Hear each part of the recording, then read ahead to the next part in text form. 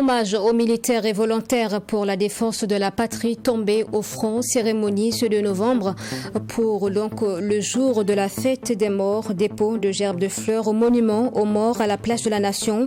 Une réalisation graffiti sur le mur de messe des officiers a été dévoilée, une œuvre qui porte des intentions de soutien aux soldats. Et à l'occasion de la fête des morts, justement, ce 2 novembre, nous avons rencontré Bernadette Wangrawa sur la tombe de son père disparu il y a 47 ans. Depuis tout ce temps, une coutume pour elle de rendre hommage à ce père qu'elle a peu connu au cimetière municipal de Gunga. Et puis championnat national, 7e journée, AS Douane Salitas FC, AS Sonabel plutôt, Salitas FC, 2-1 pour le Salitas. Ce club conforte sa place en haut du tableau dans le classement à 6 points du leader AS Douane. Les images en fin de journal. Bonsoir à tous, ravi de vous retrouver pour l'actualité en bref. Avant de développer les titres de ce journal, le président de la transition Ibrahim Traoré est arrivé dans la capitale malienne cet après-midi. Une visite d'amitié et de travail de quelques heures qui a prévu donc un tête-à-tête entre les présidents Traoré et Assimi Goïta. Aussi une séance de travail avec leur délégation. En question le renforcement de la coopération entre le Burkina et le Mali en ce qui concerne notamment la lutte contre le terrorisme. Nous développerons cette actualité dans nos prochaines éditions. Et plus tôt dans la matinée avant de décoller pour Bamako, le président du Faso a présidé le tout premier séminaire gouvernemental de sa nouvelle équipe. Les nouveaux ministres ont pris connaissance du travail de l'exécutif pour lequel ils ont réfléchi sur des moyens d'amélioration. Au cours de la journée, le gouvernement a plus exactement révisité les cadres et les instruments de l'action gouvernementale, ainsi donc que la responsabilité des ordonnateurs et les fautes de gestion en matière des finances publiques. La situation économique du Burkina était également en question. Et nous poursuivons donc ce journal. Ce 2 novembre est la journée d'hommage aux défunts. Pour l'occasion, une cérémonie officielle de dépôt de gerbes de fleurs a été organisée au niveau du monument aux morts à la place de la Nation. Les forces de défense et de sécurité et les volontaires pour la défense de la patrie tombés donc au front ont reçu les hommages du chef d'état-major général des armées. À l'issue de la cérémonie, un projet de graffiti en cours dénommé Soutien au FDS a été présenté à la presse. Les images avec Maxime Jeune-Bombara.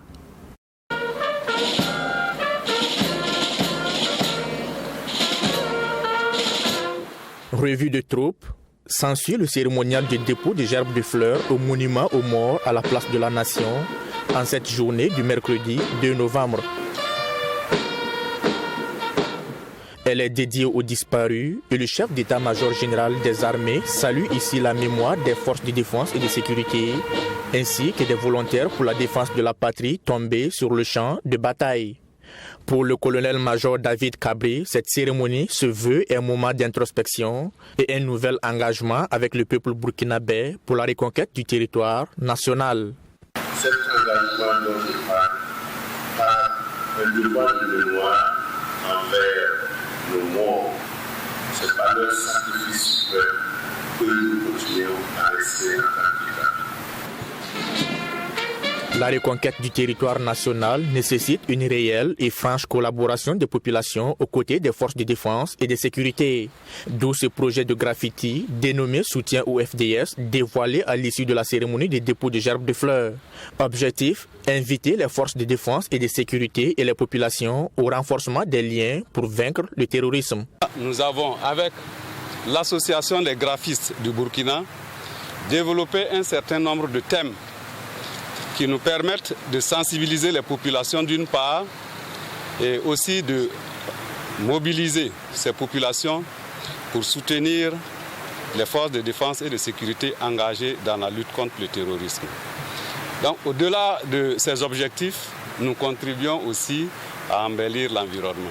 Les images touchent beaucoup la psychologie et la conscience et ça reste beaucoup plus longtemps.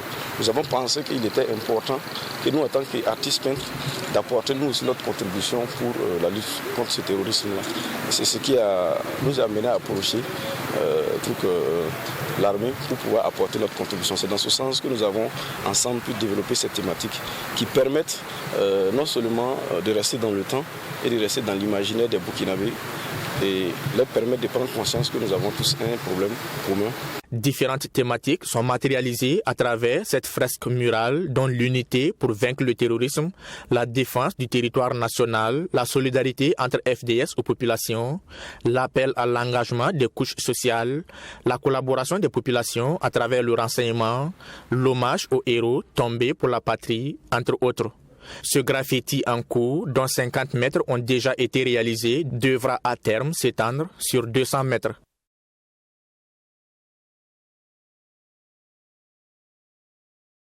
Le souvenir des personnes disparues aujourd'hui nous amène au cimetière municipal de Gunga.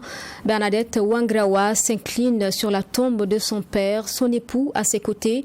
Le décès est survenu depuis bientôt 50 ans, mais la peine est encore importante pour Bernadette Wangrawa, même si elle n'était qu'une enfant à l'époque. Image avec Alexis Wankouni Belemnaba. Bernadette Wangrawa se recueille sur la tombe de son père en compagnie de son époux ici au cimetière municipal de Ouagadougou. Bila Antoine Wangrawa, le patriarche, a été arraché à leur affection il y a 47 ans. Ils étaient encore tous petits. Mais 47 ans après, cette perte reste toujours vive dans la mémoire de Bernadette. C'était à l'âge de tendresse qu'il est parti, qu'il a été arraché à notre affection. Donc depuis les 47 ans, chaque année à cette date de 2 novembre, nous faisons l'effort pour venir prier. C'est pas qu'on ne prie pas, on prie toujours. Parce que quand tu perds quelqu'un, à la seconde seulement, tu penses à la personne. Donc ce jour 2 novembre, c'est parce que c'est un jour spécial. En Afrique, disait Amadou Hampâté Bâ, les morts ne sont pas morts. Bernadette Wangrawa dit sentir toujours la présence de son père arraché à leur affection. Elle dit demander son intercession, pas de prière, pour la réalisation de ses projets et même pour la sortir des difficultés.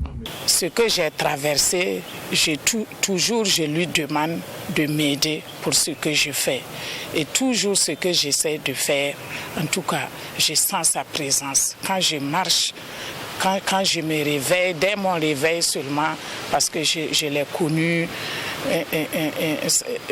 ses soutiens, en tout cas avec l'amour qu'il avait pour nous les enfants, ça fait que, en tout cas, pour moi, je crois que les morts ne sont pas morts. Ce jour 2 novembre, la communauté catholique célèbre les morts.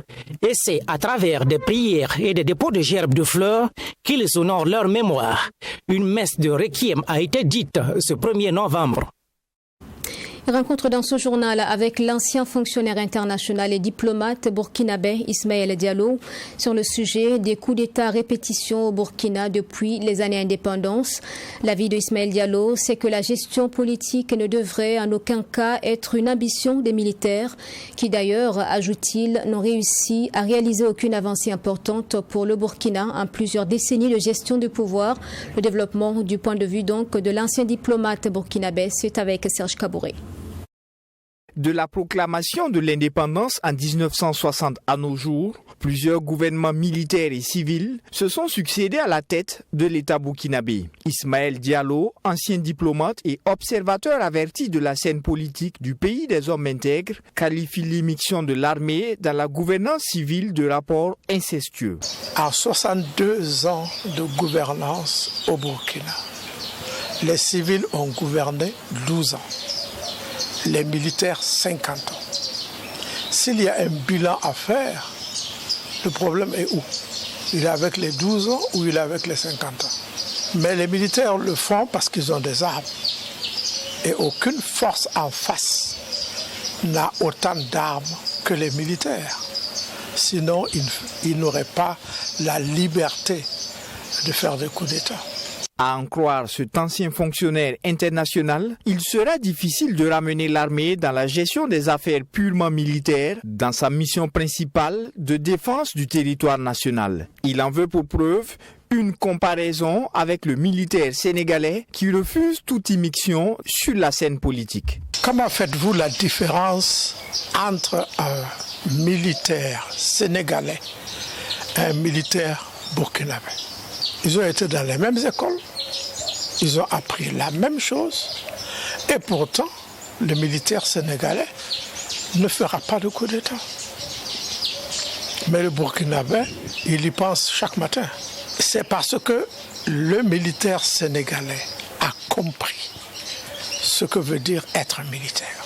Il a compris ce qu'est une république, un État. Les militaires n'ont pas compris que être militaire et être civil, il y a une dichotomie, il y a une antinomie.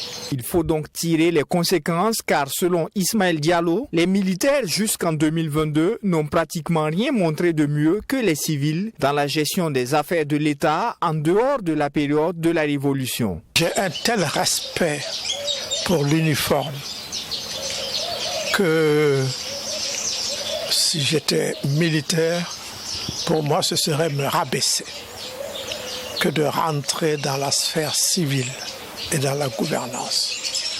Je me tiendrai bien au-dessus de cela.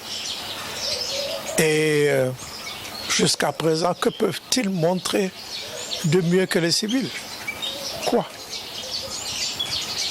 J'aimerais bien voir. Ils n'ont rien montré de mieux que les civils, sauf peut-être au temps du CNR, entre 83 et 87. Mais avant cela et après cela, j'aimerais qu'on vienne me dire on a fait mieux.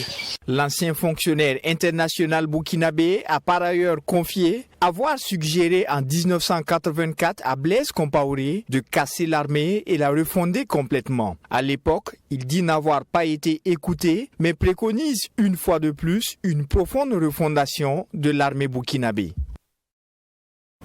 Un dossier judiciaire qui connaît un dénouement, l'affaire de la manifestation empêchée du ballet citoyen lors de laquelle le chroniqueur Massourou Guiro a été physiquement agressé. 5 membres du mouvement Sauvons le Burkina étaient à la barre et le parquet a requis que le tribunal les reconnaisse coupables pour des faits de participation à une bagarre et coups et blessures volontaires avec une peine de 36 mois de prison ferme. Le procès doit livrer son verdict le 9 novembre prochain. Tous les détails avec Abdoulaye Migné. Devant le tribunal, la victime des événements du 6 septembre, Massourou Guiro, explique que ce jour, après être sorti de son véhicule, bien avant d'atteindre le lieu de la manifestation du mouvement Le Ballet Citoyen, il a été envahi par des manifestants. À la barre ce 2 novembre, 5 accusés, dont une femme, tous du mouvement Sauvons le Burkina. Ils sont poursuivis pour participation à une manifestation illicite, participation à une bagarre et coups et blessures volontaires sur la personne de Massourou Guiro. Les accusés reconnaissent chacun avoir participé à une manifestation illicite. Cependant, ils ne reconnaissent pas avoir participé à la bagarre, encore moins avoir porté des coups sur Massourou Guiro. Après les interrogatoires, le parquet est ferme. Les infractions sont constituées. Il requiert 36 mois de prison ferme pour 4 accusés et 18 mois pour Seni Bitou, car pour ce dernier, seule l'infraction de participation à une manifestation illicite est constituée. Avec les vidéos que nous avons produites, où clairement on voit les actes de coups et blessures, clairement qui ressortent dans les vidéos que nous avons joints au dossier, nous pensons que le tribunal va décider et que la vérité sera dite. En tout cas, nous sommes sûrs que toutes les infractions sont pleinement constituées. Pour la défense, aucun élément ne permet d'affirmer que ses clients ont participé à la bagarre. Pour les faits de participation à une manifestation illicite, les avocats implorent la clémence du tribunal. Nous sommes choqués par les réquisitions du parquet qui ne reflètent pas la réalité du dossier, parce que vous avez suivi l'audience, ni les vidéos qui ont été projetées, ni les propos même du plaignant, M. Guiro, encore moins encore les déclarations des prévenus à la barre, en tout cas ne peut conduire le parquet à requérir de telles peines. Nous disons que ces peines, en tout cas, sont lourdes et ne se fondent pas sur le droit droit parce que nous avons pu démontrer devant le tribunal que les infractions poursuivies ne sont pas en tout cas constituées à l'exception de la participation à une manifestation non autorisée par l'administration. Raison pour laquelle nous avons demandé le sursis, d'autant plus que l'intention n'était pas une intention coupable, l'intention des personnes poursuivies. Ils sont allés sur le terrain parce qu'ils ont vu un autre groupe appeler à manifestation pour empêcher la justice de faire son travail. Ils sont allés avec de bonnes intentions, ils ne sont pas allés en tout cas pour violenter qui que ce soit. Les avocats de la défense ont par ailleurs soulevé une exception devant le tribunal. Ils affirment qu'il est injuste que le balai citoyen ne soit pas poursuivi. Nous avons estimé que le parquet a fait du 2 poids 2 mesures parce que lorsqu'on dit qu'il y a une bagarre et qu'il y a 2 parties qui sont impliquées dans cette bagarre, il ne vient pas au parquet de poursuivre une des parties et laisser l'autre libre. Et c'est le cas présent parce que nos clients sont les seuls poursuivis alors que les partisans du balai citoyen, ceux-mêmes qui ont appelé à la manifestation pour empêcher la justice de faire son travail, ces derniers-là ne sont pas poursuivis. C'est ce que nous avons dénoncé. Nous disons que dans un état de droit, la loi doit être appliquée à tout le monde. Le tribunal a suspendu l'audience et donné rendez-vous le 9 novembre pour livrer son verdict. En attendant, la victime réclame un franc symbolique au titre des dommages et intérêts. Un bout des 12e récréatral dans ce journal avec une lecture de textes dramatiques dans le cadre du programme Langue d'Afrique initié par Aristide Tarnagda. La lecture d'un extrait du roman Tremblement du monde de Édouard Glissant était offerte aux festivaliers dans la famille Nombré. Lecture par Étienne Minungu, fondateur des récréatrales. Plusieurs thèmes tels que l'esclavage et le panafricanisme donc a été abordé. Nous en parlons avec Serge Kabouré.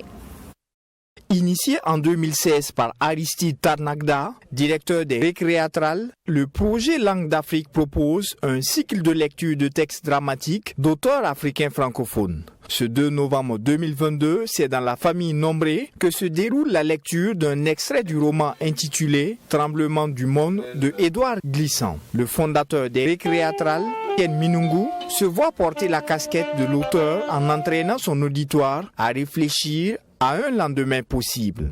C'est dans le cadre du programme Langue d'Afrique. Vous savez, pendant les récréatrales, les matinées sont consacrées à des lectures de textes d'auteurs africains, mais aussi de la diaspora. Ça peut être du théâtre, ça peut être de la poésie, ça peut être du roman, pour que les élèves, les artistes qui viennent puissent entendre aussi des auteurs. Et ce matin, je lisais Le Tremblement du monde, qui est donc une espèce d'assemblage de textes et de pensées d'un auteur martiniquais, Édouard Glissant, sur la créolisation, sur les métissages, sur la mondialité. Des festivaliers venus de divers horizons, des élèves des lycées et collèges de la ville de Ouagadougou, tous ont répondu présents à cette séance de lecture de la 12e édition des récréatrales. Céline de Laval est à sa première participation aux récréatrales et apprécie positivement cette initiative de Aristide Tarnagda. J'ai trouvé ça très abordable grâce aux explications d'Étienne Minungu qui a aussi essayé d'être très pédagogue aussi pour les lycéens et les collégiens qui étaient présents, parce que c'est vrai que l'écriture et la pensée d'Édouard Glissant est quelque chose de très complexe qu'il faut lire et relire. Bon, c'est des textes que je connais déjà partiellement, puisque en étant de Guyane, on n'est pas très loin de la Martinique et c'est quand même quelqu'un qui a beaucoup d'importance dans cette région anti-Guyane. C'est un plaisir de retrouver ces textes ici, sur ce continent, avec des artistes aussi prestigieux et talentueux. Étienne Minungu justifie le choix de l'extrait du roman Tremblement du monde par son projet à venir en 2023. Après avoir fait plusieurs spectacles tels que Je m'appelle Mohamed Ali, Trace ou encore Le cahier d'un retour au pays natal, Tremblement du monde est son prochain grand spectacle selon lui qui commence à Ouagadougou. Toujours en culture de la musique à présent avec la célébration des 30 ans de carrière de la chanteuse Elani Kiema. L'artiste en communion avec les mélomanes et bien d'autres artistes également a rendu grâce à Dieu pour ses 30 ans de ministère qu'elle a appelé célébration Ebenezer. Prières, louanges et chants d'action de grâce ont marqué cette célébration le dimanche dernier donc à la salle au Palais des Sports de Ouagadougou. Reportage avec Fatima Tani Kiema. J'aimerais également dire Nous sommes dans la nuit du 30 octobre 2022 au Palais des Sports de Ouaga 2000. La célébration Ebenezer de 30 ans de carrière de la chantre Elani Kéman bat son plein.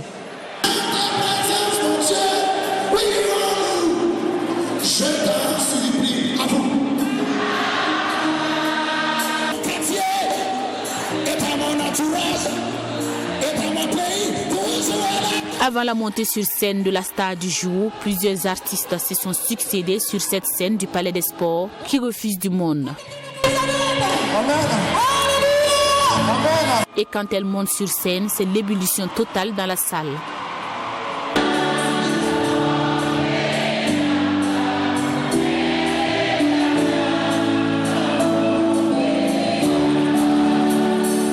Pour la chantre, c'est un pari réussi. Vraiment, le peuple s'est vraiment mobilisé derrière moi et cela me fait comprendre que j'ai des gens derrière moi et cela me donne encore du courage à aller de l'avant. Voilà, j'ai un beau public derrière moi qui me soutient et je bénis le Seigneur pour cela. Et ça va encore me galvaniser, me permettre d'aller de l'avant, de continuer à servir le Seigneur. C'est un concert d'action de grâce marqué par des danses, chants d'action de grâce, de louanges et d'adoration qui a conquis le cœur des mélomanes. Occasion pour ces derniers de saluer le travail de celle qui est célébrée ce jour, tout en formulant des encouragements à son endroit. Que Dieu continue de la bénir, qu'elle puisse en tout cas continuer son ministère, parce que vraiment elle a beaucoup donné. Et nous nous souhaitons en tout cas beaucoup de courage, Dieu puisse continuer de l'élever et de bénir, de lui donner beaucoup de santé et à elle ainsi qu'à sa famille. Toute œuvre humaine n'est pas facile et je l'encourage à aller de l'avant et je prie surtout que Dieu l'accompagne, que Dieu l'assiste comme elle a bien dit dans sa musique. Et c'est surtout la bonne fin qui est la meilleure. Donc je prie qu'elle ait une très bonne fin en Jésus. Cette célébration d'action de grâce a aussi été marquée par des témoignages et des prières. Prières pour la paix et la sécurité au Burkina Faso.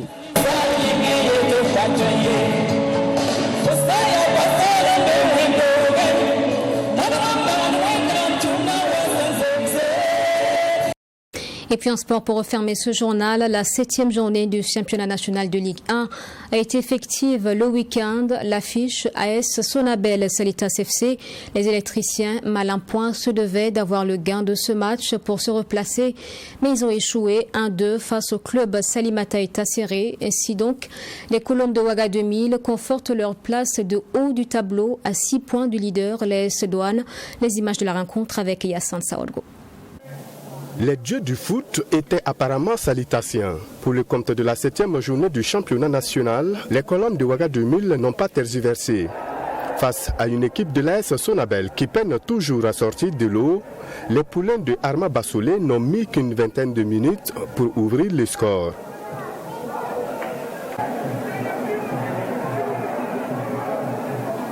Salitas FC sera même tout proche du deuxième but, mais le défenseur des électriciens fait un bon retour. Les électriciens, sur ce coup de pied arrêté, ont failli surprendre les Colombes, mais le gardien sauve l'essentiel. 1-0 à la pause. Des retours des vestiaires, Salitas monte tout de suite au charbon, question de se mettre à l'abri avec un deuxième but. Et ce centre a failli faire mouche, sauf que le dernier geste n'est pas cadré. Les Colombes vont aggraver le score quelques minutes après sur cette sortie hasardeuse du gardien des électriciens. Une œuvre de Salif Bagaté. Malgré la réduction du score dans la dernière partie du jeu, Salitas s'assure en empochant les 3 points au coup du sifflet final. Une bonne affaire pour les Colombes de Ouaga 2000. Le travail, on est là matin, midi, soir, on travaille, c'est pour ça. Voilà, le secret c'est le travail seulement, rien d'autre. Oui, le football, quand vous venez devant les caméras, dites que vous jouez le maintien. Ça ne tient pas. Il n'y a pas une équipe qui joue le maintien ici. Toutes les équipes cherchent le haut du tableau. Donc notre objectif aussi, c'est ça. C'est ça. Voilà, c'est tout fait pour jouer, sortir en campagne encore. Le championnat vient de débuter. Bon, ça fait la 6e journée aujourd'hui. Donc on a les moyens, on va tout mettre en œuvre vraiment pour être vraiment campagne pour sortir en campagne l'année prochaine. Les électriciens ont encore du chemin vu leurs prestations. Driwe Draugo, coach de l'AS Sonabel, perd ses mots pour ne pas dire complètement déçu. On prend un but contre le cours du jeu, on rentre dans les vestiaires, on se parle franchement les yeux dans les yeux, on ressort, c'est toujours le même scénario. Voilà. Et en football, si tu ne profites pas de ton temps fort, c'est clair que l'adversaire va profiter. C'est ce qui nous est arrivé aujourd'hui. Ce soir, je n'ai pas reconnu mes garçons, je ne sais pas pourquoi. Voilà, et on n'a pas l'habitude de jouer comme ça. Un bloc carrément étiré, on passait par notre milieu, qui était notre force. Et ce soir, carrément, on est passé à côté. Avec cette victoire, le club Salimata Itasseré roule tranquillement à merveille avec sa 3e place et 13 points à 6 du premier l'AS Douane. L'AS Sonabel s'y noie davantage avec cette nouvelle défaite. Et voilà pour l'actualité ce soir. Merci de nous avoir suivis. Rendez-vous demain également à 20h. Portez-vous bien.